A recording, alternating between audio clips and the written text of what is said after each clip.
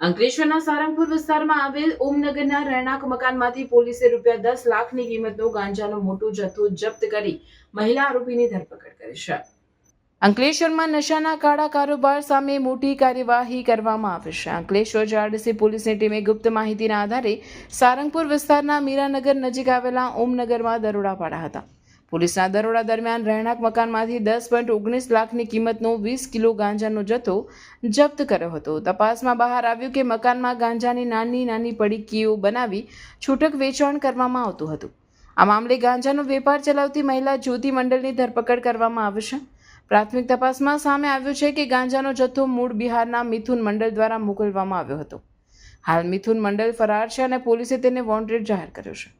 પોલીસે જપ્ત કરેલ ગાંજાની કાયદેસરની કાર્યવાહી હાથ ધરી છે અને સમગ્ર નેટવર્ક સુધી પહોંચવા માટે વધુ તપાસ શરૂ કરી છે. હાય.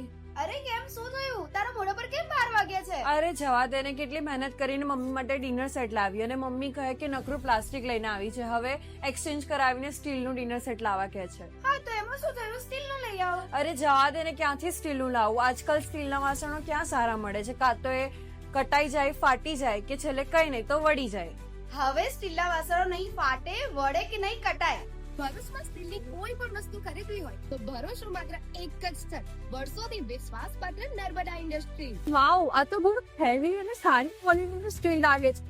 પણ આ બધી વસ્તુઓ પર ડિસ્કાઉન્ટ મળશે ખરું?